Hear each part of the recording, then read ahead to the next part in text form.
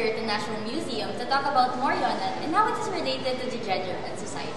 So we will have talks among students to know, to understand, and to highlight the importance and the essence of this culture. Morionan is a religious and cultural celebration held annually during the Holy Week in the province of Marinduque.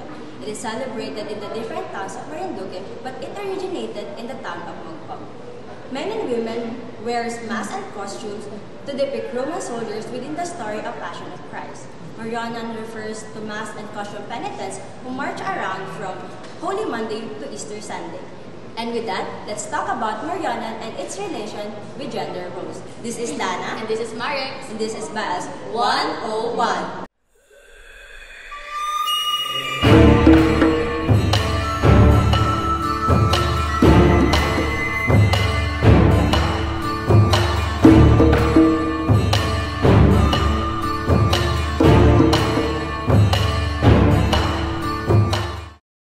Morionan, a cultural masterpiece in Marinduque, is a celebration of faith, history, and artistry.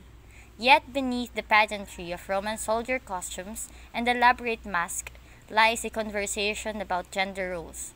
How does a festival reflect, challenge, or reinforce a patriarchal society where masculinity often takes center stage? For years, the Morionan has been a culture that is most participated by men. Men embody the Roman soldiers, dressed in intricate armor and commanding attention as they reenact the biblical story of Longinus. Meanwhile, women have typically been assigned the role of supporters, preparing costumes, organizing logistics, and ensuring the smooth operation of the festival, often staying behind the scenes.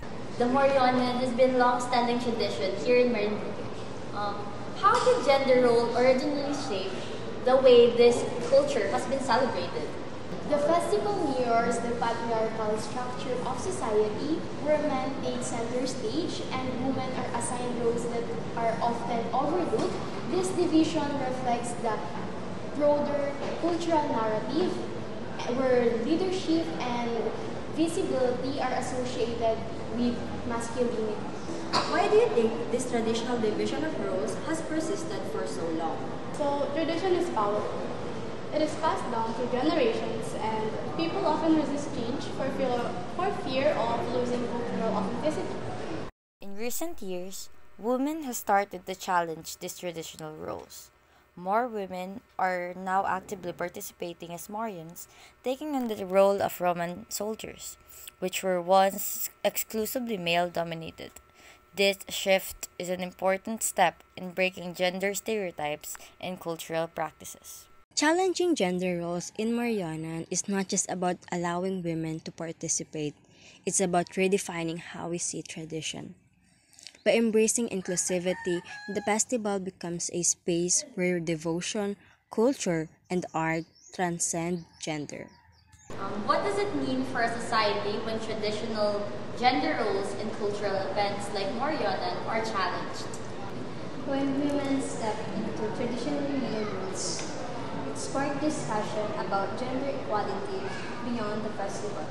It encouraged younger generation to see that tradition can evolve without losing their essence. It also challenges the idea that leadership, strength, visibilities should be reserved for men while women remain in the background. Tradition isn't about keeping things static. It is about evolving with society while preserving the essence of what we celebrate. So when women are given space to lead, it enriches the experience of everyone involved. This is about honoring the spirit of festival and the community it brings together. As gender roles in Morionan continue to evolve, the impact ripples out into the community. Children growing up in this inclusive environment are exposed to a more fluid view of gender roles. They see that men and women can share equally in both the limelight and the behind-the-scenes roles, making it clear that leadership, creativity, and faith have no gender. What a wonderful talk! We have tackled all about the purpose, origin, and the colorful culture of Morionan. So again, this is Marex, This is Dana, and this is Baels 101.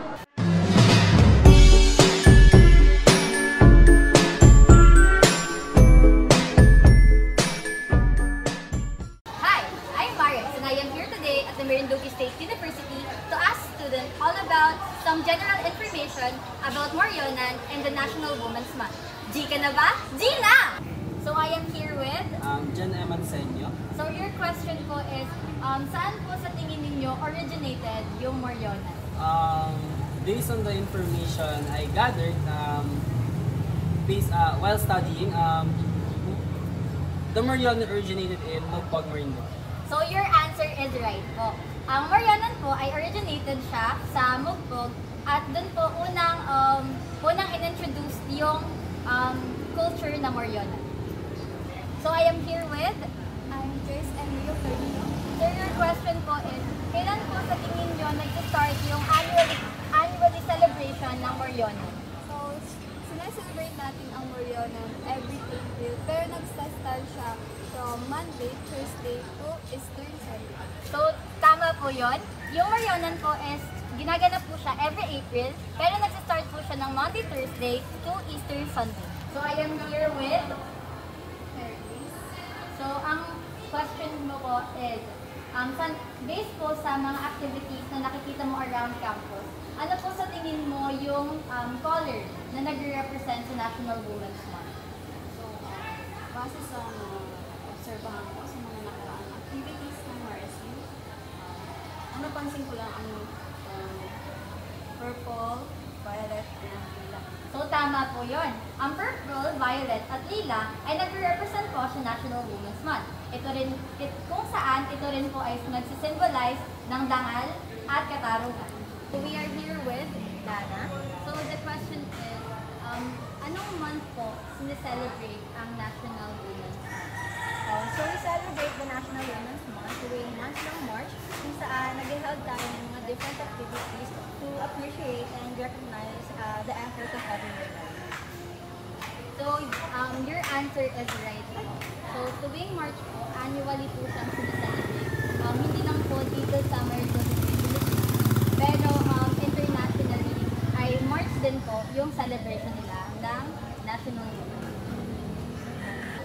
So again, this is Marex. Let's continue to celebrate the right of every woman and the beauty of our culture. Ate Van, ano na? Gusto niyo bang marinig ang mga kwento? Magandang tanghali. Ako nga pala si Ate Van at ngayon ay pag-uusapan natin ng ilang bagay tungkol sa Morionan at Women's Month. So, ano na? Saan originated ang Morionan? Ate Van, ano na? Ayon sa kasaysayan, ang Morionan ay ipinakilala sa probinsya ng Marinduque ng mga Espanyol sa panahon ng kanilang pananakop.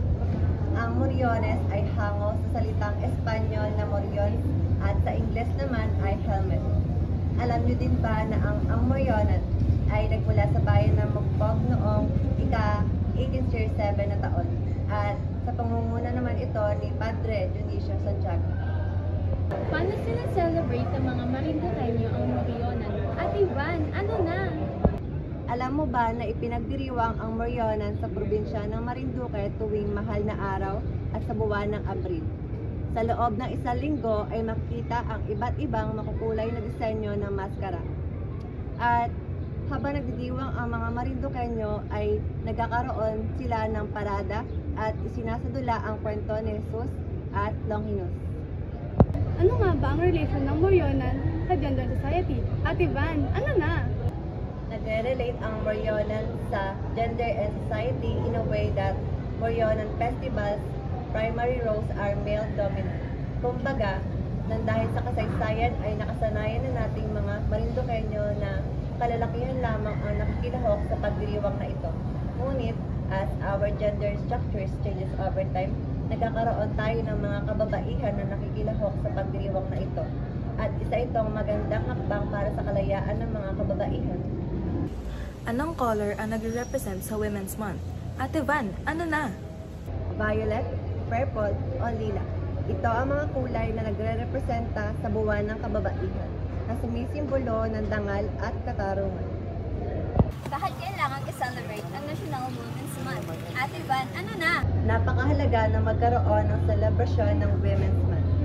we Filipinos, especially women, not just us, but all over the world. It helps us to remember and recognize the sacrifices and contribution of women in our history and society. It also raises awareness about certain issues like gender equality, and also it promotes inclusion or inclusiveness in the society that we are living in today. That's why celebrating Women's Month is very important. Muli, ako si Ate Van na lagi niyong maaasahan. A woman with a voice is a strong woman. Happy National Women's Month from Bios 1.